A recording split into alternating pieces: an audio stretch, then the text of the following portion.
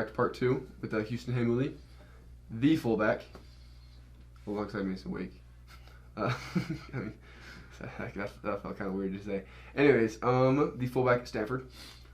Now, glad to have you at BYU and to have you at home. Appreciate it. Sleeping across the hall.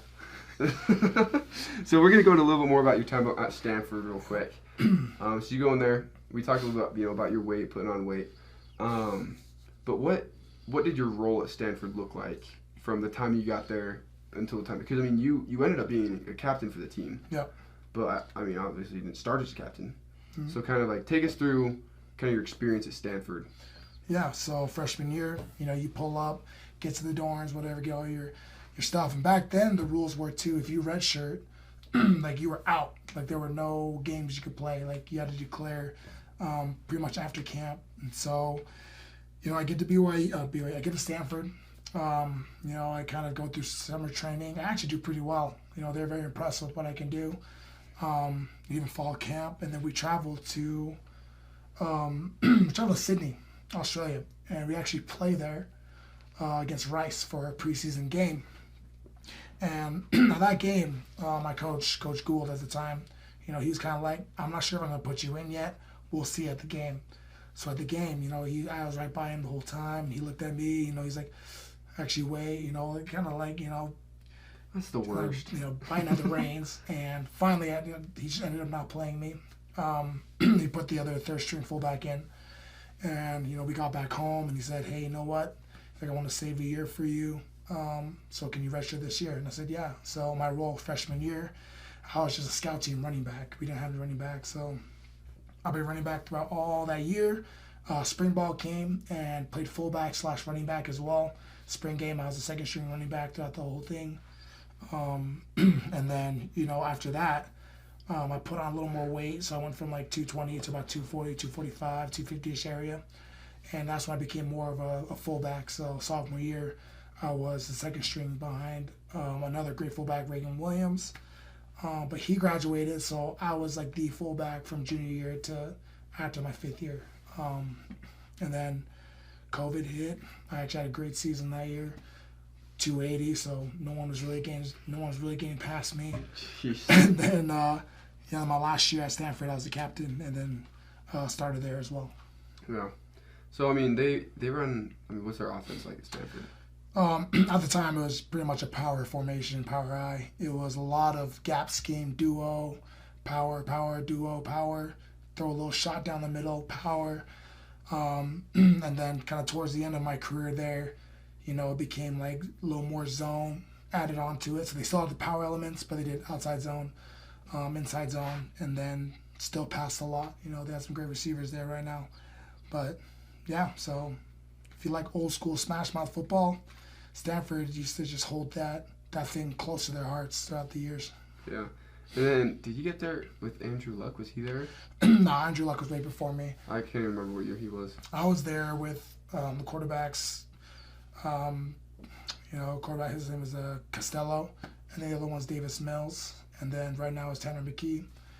But Davis Mills is the Texans quarterback right now, actually. So. What about, Christian McCaffrey went to Stanford, right? He did, actually, and I missed him barely by like a year. Yeah, barely. Dang. So with the draft when I was coming back home. Dang, that stinks. I know. Yeah, he was a good player. Great player. Yeah.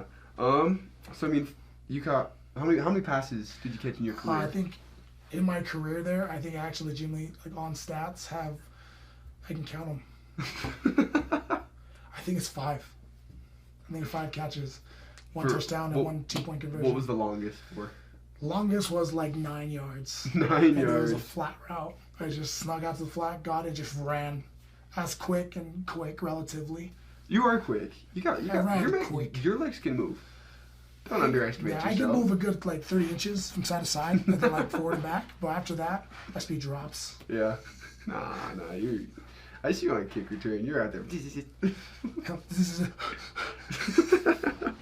All out of breath. I appreciate you. Oh, dude, I appreciate you. You're too nice. You're my dog. Houston's a big popcorn lover. Love popcorn. Yeah. Love it. I don't know. We've shared our stories of how good popcorn is. Oh, yeah.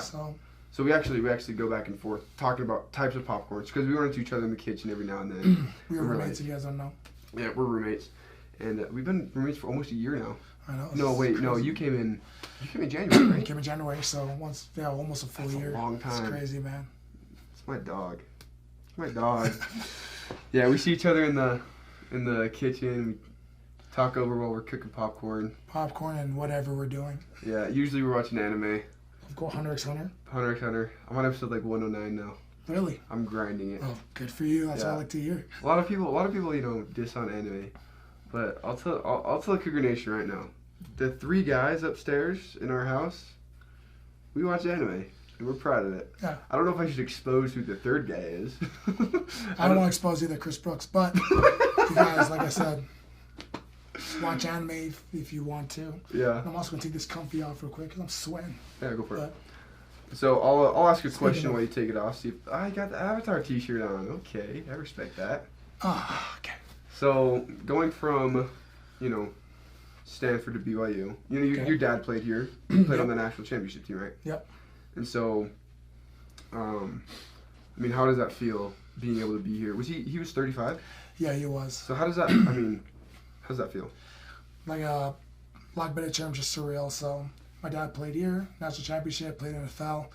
I played, at Stanford. He always wanted me to come back, and when I told him I was, he was so excited. And then now being here, I'm just like, dang, like this is it. This is where all my love of football originated. Yeah, that's so cool. Well, that'll wind down part 2 for us. So good talks there. Stay tuned for the part 3. We're gonna talk a little bit more about your future and what you see for yourself. So Cougar Nation, make sure to go back and watch part 1 if you haven't, and stick around for part 3.